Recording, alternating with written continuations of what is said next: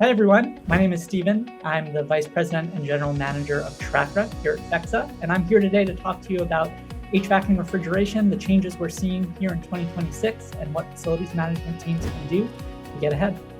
When it comes down to it, HVAC and refrigeration consistently rank among the highest drivers of facility spend, not just because the equipment is complex, but because refrigerant leaks can turn maintenance issues into compounding cost, compliance, and risk problems when not tightly managed. Because leaks are waste. They're expensive, they lead to downtime, and over time, they don't just impact budgets, they affect operations, brand, and the customer experience. One of the biggest challenges we see isn't that organizations don't care about this, but it's that the data they need to manage it effectively is incomplete or fragmented. Refrigerant information might live in one place, but more often than not, it's delegated to a fragmented group of service providers. Meanwhile, asset data sits in a different system or maybe a static Excel spreadsheet, and then service records could be scattered someplace else entirely. When information is scattered like that, even basic questions become harder to answer, like which assets are regulated, where are leaks happening, how much refrigerant is actually being used across the portfolio. This fragmentation can cause new challenges for facilities teams as they work to adjust their operations to comply with new regulations, such as the AIM Act.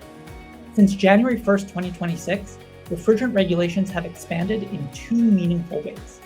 First, the scope of refrigerants being regulated has increased.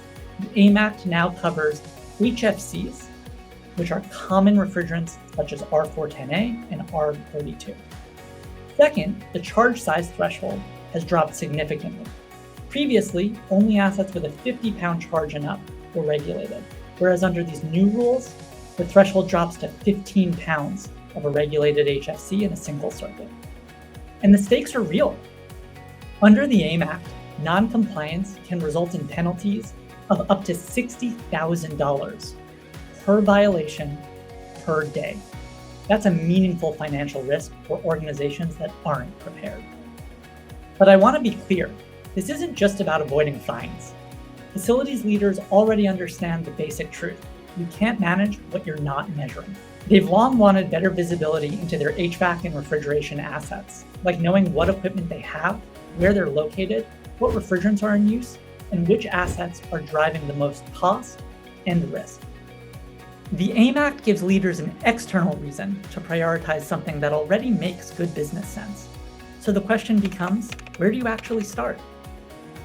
For most organizations, the first practical step doesn't immediately have to be hiring new staff, consultants, or software. It can be as simple as building a basic asset inventory.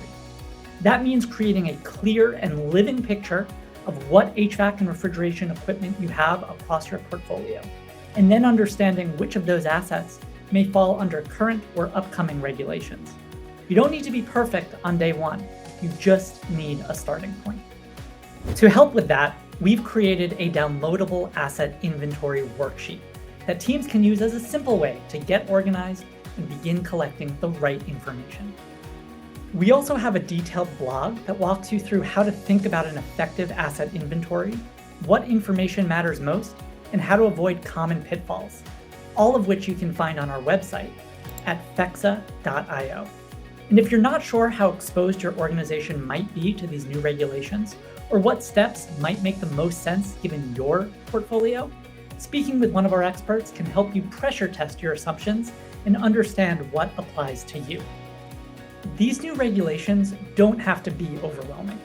I'd encourage leaders to look at this not as a new burden, but as an opportunity to reduce waste, improve visibility, and finally get a handle on one of the most complex and expensive asset categories you manage. Thanks for sticking around.